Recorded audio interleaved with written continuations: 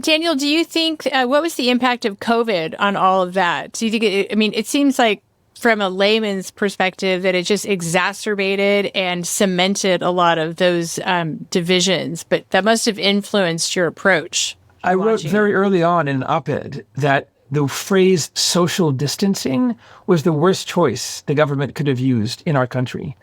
Because physical distancing, absolutely, right? Do not be licking someone with COVID, for sure true. But social distancing implies I shouldn't be checking on my neighbor or going for walks in the park with them 10 feet away or whatever. Or as my son did and my children had, outdoor activities with their friends. Social distancing suppresses what is a natural human instinct. And I think that's one of the reasons we've seen a drop-off in, as my mentor Bob Putnam would say, bowling with teams versus bowling alone. Where now we have so much delivered to us via streaming.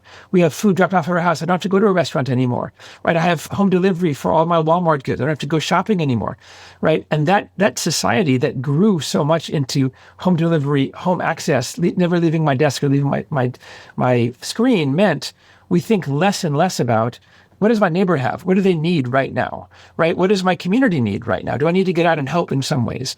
And more about, is Bridgerton season 2 ready for me to stream tonight, right? He really likes Bridgerton. So those, actually, there's a show called Deadlock, which is about Australia. Much, much better. Fantastic show, actually. Sorry, repping a product there, but really good show about Australia. But in any case, we have built a society since COVID on convenience. Food's delivered to me. Products are delivered to me. I don't need to leave anywhere to go get out to the movie theater or to a theater or to a park or to an event. And that's really bad for us, right? We lose sight of then the ways these connections can help. Because guess what? My Netflix subscription is not going to help me if there's a heart attack, as we had in my neighborhood about 2 years ago, when the neighbors got on that person well before the 911 call got through. We had a fire not even 40 feet from my house. Well before the fire trucks arrived, our neighborhood organized to get everyone out of their homes. Those are moments that Netflix can't save you and your apps can't save you and all this other technology that we think is the savior for the future. It's not going to help if you don't have those connections, right? And by the way, during fires and floods, we don't want to think about this. Most cell phone towers have about 40 hours of battery life before they're gone. So you've got 2 days to watch all your favorite shows after that flood before it's actually having to learn your neighbors' names. So yes, it used to be less than 24 hours, and now we're supposed to be grateful that it's like 48 hours of comms will be up, but everything de-energizes, and I think that people are always very surprised by that in every community we walk into, that they could think about it in blue sky times, like in theory, but they didn't really actually understand that they were going to lose a lot of the coping mechanisms they automatically assumed would be there. And so your coping mechanism has to become your neighbor, and you have to share what it is that you have. And nobody's going to care about your politics in that moment. They're not going to care, even if, rich or poor. They're really, it doesn't turn into a means testing. It's like, do you need this thing? Now, when you said bowling alone, it reminded me that I just watched a documentary where they were talking about the decline of clubs in America. Or maybe it was a New York Times documentary. And so I was wondering, because it must have been your colleague who was on there, because they use the exact same bowling alone analogy. And I've been thinking about this a lot, that the theory is that as social clubs have declined in America, so has our sort of civility towards each other and our connections towards each other. Renee, how do you see that playing out? Do you have the same experience in Australia, or how did that manifest there?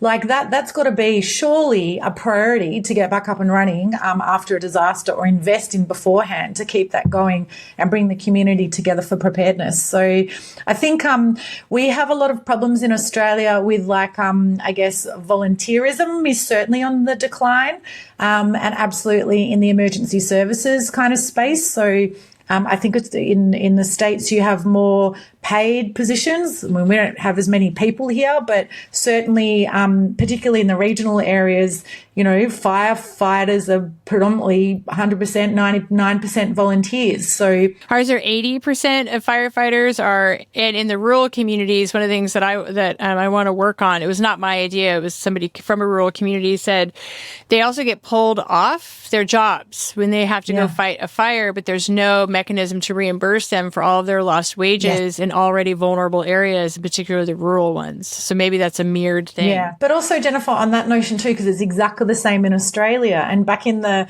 the fires back in sort of 2020, 2020, typically the leaders of some of those regional and rural communities like own the general store or own the post office or whatever it is. And they're also the CFA or the fire captain. So they're out fighting fires, and then their business is also struggling and going under as well. So I think 100% there needs to be a bit of look at the livelihoods component when disasters occur, because if you do have people from the community out fighting fires to the detriment of them not having a livelihood, I think, that's absolutely a gap in our area as well. So, one of the ways that I used your work, Dr. Aldrich, was during we had this big kerfuffle around fire aid here, right? This $100 million concert that happened that I was fortunate enough to be able to attend. It was the best concert I've ever been to.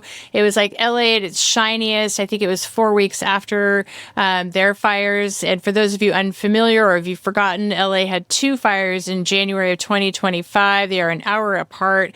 Overall, they lost approximately 15,000 structures. I see it vacillate hugely. That's structures, not homes, about 11,000 homes.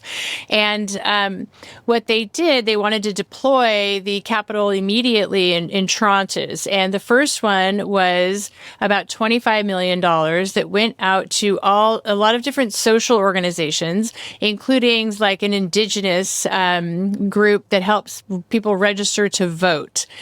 Now, it could be argued that it could have been that it definitely needed to be conveyed better what their reasoning was, because it actually, unfortunately, I feel like they did the best practice, but then they were absolutely vilified in the press all the way up to the president.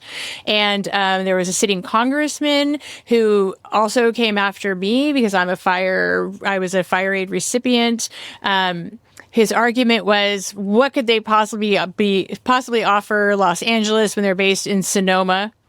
I'm like, it's in the name. I don't know what else to tell you. Like, let's work this through. But I used your research in particular to show the fire aid people that they had actually followed best practices around shoring up social ties, all of the kinds of ties you're talking about, or social infrastructure rather, in order so that people could be reached who otherwise have major trust gaps, and that it was a best practice. I would wish that for everybody. My question to you is, are you ever asked around how to fund things after a disaster? Do people approach you on that? They are actually, and Renee mentioned this obliquely earlier, one of the papers that we put together actually was for governments in Louisiana, 20 different parishes there that asked my lab to think through, okay, we have different pots of money, right? Some is a national pot of money, some is a bottom-up pot of money. Some of these plans are national-level construction plans that they've dusted the dust off and now sticking on people, or some of them are bottom-up ideas. And we tracked what happened with people and income as local governments across these parishes began to try out different experiments. And we showed pretty clearly there that those bottom-up social infrastructure investments did better at drawing people back and bringing more money back in than these large-scale construction projects, which can last 5 years, 10 years, or even longer. So yes, we actually been asked this question about when you have a shock, where should the money go?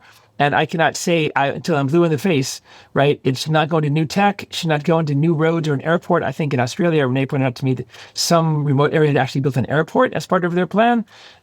Again, these processes should be a bottom-up one. How do we figure out what people want? We talk to them, as we began this podcast by talking about this, right? Rather than dusting off some old plan we already had for another 10-lane highway or a huge berm or a dam or an airport, ask local residents, what would make your life feel more connected? Is it a park? Is it an after-school program? Is it a place for your kids to go rock climbing? Japan got this about 2 years after the 3/11 disasters there, where they began building closed gyms, indoor gyms for kids whose parents were keeping them indoors because they didn't want them to go outside because of radiation from Fukushima. It took a long time for Japan to switch its models and recognize we actually have to begin building indoor rock climbing gyms and indoor play spaces and all that kind of stuff, rather than letting, Fukushima, the community is it's pretty tropical. Normally kids play outside. Parents weren't letting that happen. So the government had to sort of shift there slowly and figure this out. So I think we are seeing people ask about this question, what should we be investing in after a disaster or before? And also see people coming around, or maybe there is something to this idea of building a place to connect.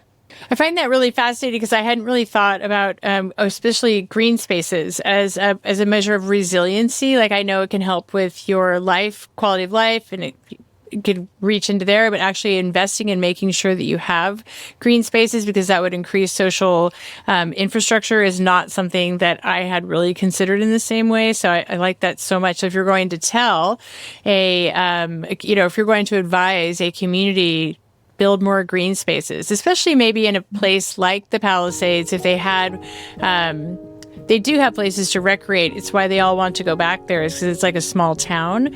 But even if there are people who don't want to rebuild and there's the ability to build more green spaces or pocket parks, probably a very good idea for resiliency. And also there's a physical side to it too, which is waiting out the disaster.